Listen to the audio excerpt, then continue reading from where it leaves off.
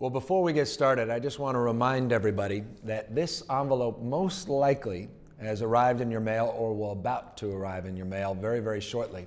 And this is the census form. It comes out every 10 years, and it is absolutely incumbent upon everybody to fill out this form.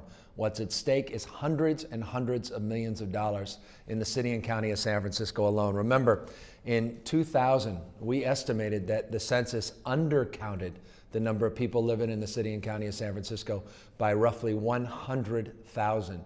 That's meant tens of millions of dollars a year of federal money that has not come into the city and county of San Francisco. That puts into context a lot of the challenges we have with debates around budgets and budget shortfalls in the context of making sure that we get our fair share. It's incumbent, again, upon everybody to fill out that form. And I just want to say hats off to our entire census team and all the good work they're doing going around to the diverse communities in the city and making sure that we're knocking on every door and making sure that everybody is counted. And incidentally, just a reminder, we were the only city a couple of years ago that appealed that census data and actually successfully increased our total population pursuant to that successful appeal. What that meant with all the new federal stimulus money was a lot of that percentage distribution of funds, that per capita distribution of funds based on population, that we were the beneficiaries of millions of dollars of additional resources. So it turned out to be one of the smartest investments we have made in years going after that appeal. But let us not have to make that appeal in the future. Let's get it right from the outset. And again, just want to encourage you, fill out your census form. A couple things happened this week that I think were notable. One very significant milestone was reached, and that was an agreement with the airlines at the San Francisco International Airport. Many of you may be familiar, some of you may have no idea what I'm talking about, but every year the city receives about 15%, in fact, not about, exactly 15% of the concession revenue at the airport that goes directly to our general fund. It's called an annual service payment. And that was negotiated decades and decades ago. It was actually a settlement associated with a lawsuit against the airport and the airlines.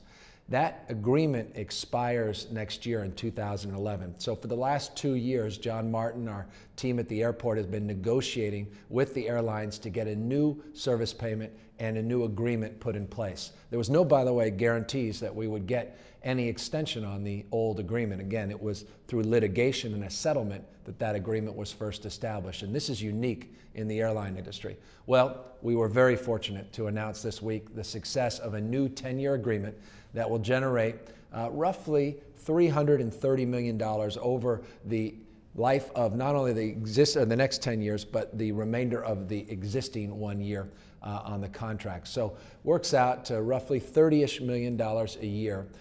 As long as the airport continues to do well, and it continues to outperform almost every other airport in the United States of America, then the general fund, the people of the city and county of San Francisco, and all those services that we rely on to make the city a special place to live and to visit and to recreate, that becomes, again, more secure because of the fate of this negotiation. $330 million was conservatively negotiated through that deal. So again, hats off to John Martin and the Airport Commission, and thank you to all the airlines for your commitment, particularly our new airlines, Virgin and Southwest, and the good work that is being done by JetBlue and the continued investment that United Airlines is making, plus all those new international carriers that are allowing us to continue to move in the right direction as the airline industry and airports continue to move in the wrong direction in terms of their per passenger volume.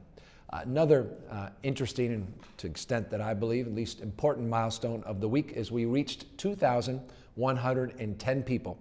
2,110 human beings have gotten employed because of our Jobs Now program.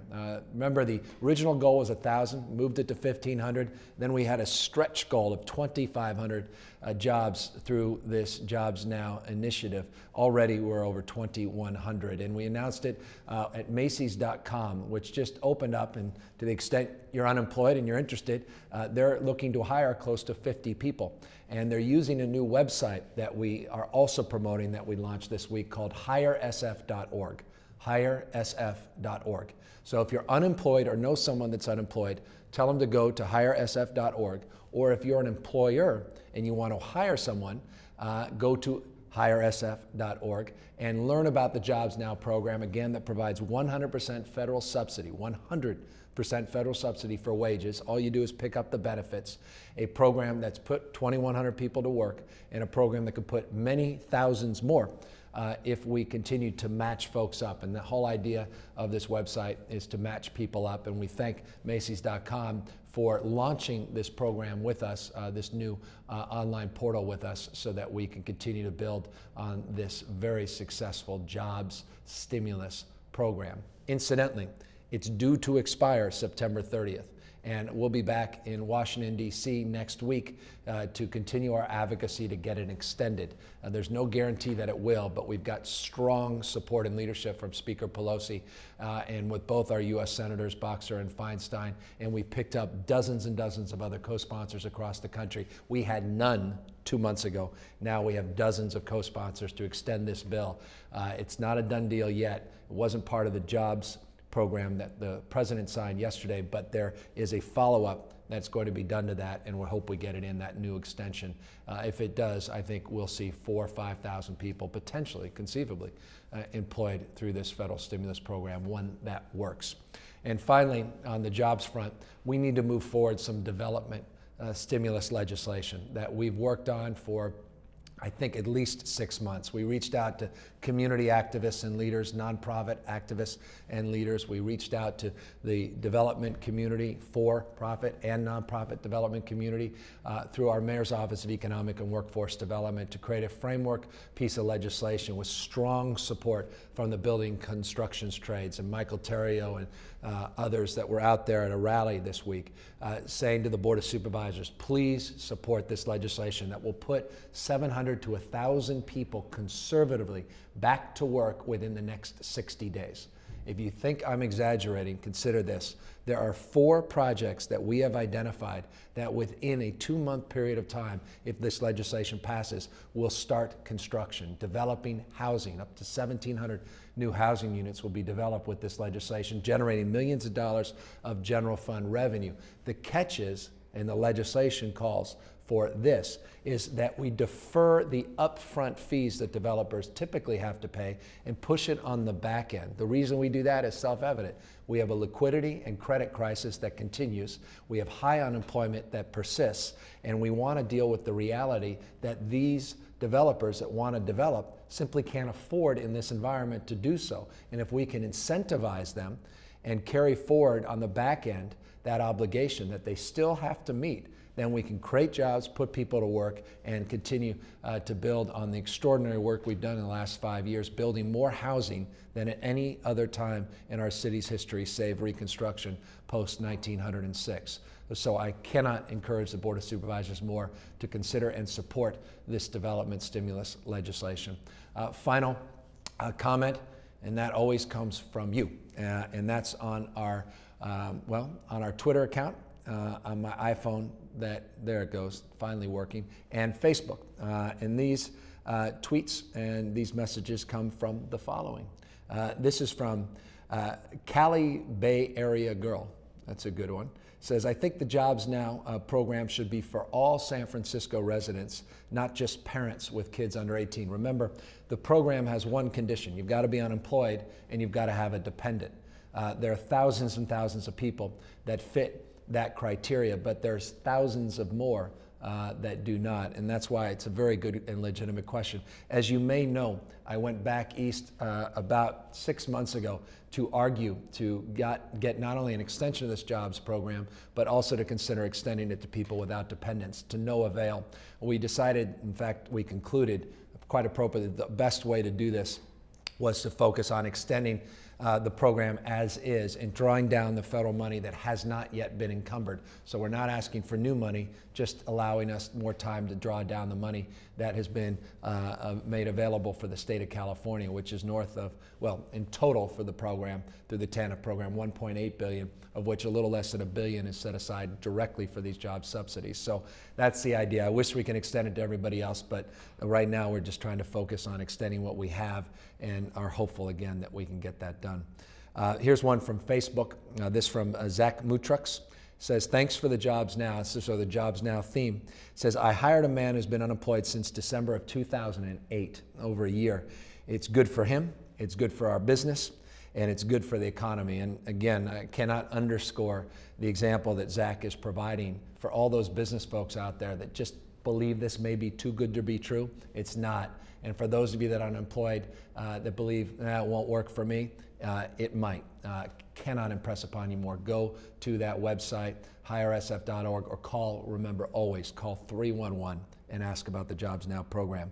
And this one from jaketapper of ABC News. And Jake was retweeting this to Tucker Carlson. You all know Tucker.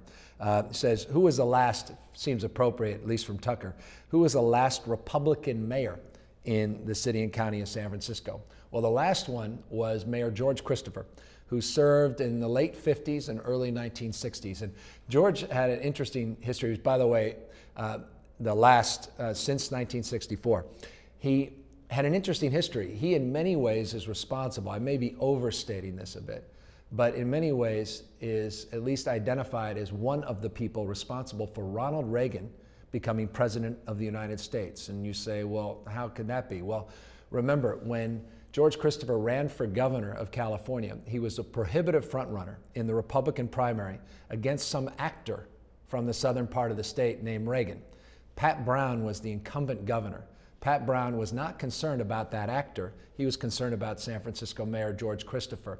And as a consequence, interestingly, Pat Brown spent a lot of money attacking in the Democratic primary, or Republican primary, used his money in a Republican primary to attack George Christopher, and damaged Christopher so much that Ronald Reagan was able to beat Christopher in the primary, setting up the race that Pat Brown wanted. The incumbent Pat Brown, popular incumbent, against this newbie, this newcomer, Ronald Reagan, this actor. And again, as has been the history with Ronald Reagan, history that's been well written and documented, people underestimated him. And as a consequence, Reagan ended up winning that election and set himself up for multiple runs to the White House. So an interesting history with the Republican, the last Republican mayor here in San Francisco, George Christopher. And final tweet, this is, well, I guess this is interesting to someone, at least to the person that tweeted. This is Omaidh H. He says, hi Gavin, do you use a BB? And I assume not a gun. I imagine that may be BlackBerry. The answer is no, and I have no idea why. I'm just fixated on the old iPhone here, not product placement. I just love my iPhone, even an iPhone that's been breaking apart but still holding strong. But it means I have great respect nonetheless for those of you that use BlackBerries. But I'm an iPhone kid, or a guy. I'm no longer a kid. All right, enough of me for the week. I hope you guys have a great weekend, and look forward to reporting back from Washington, D.C. next week. Take care, everybody.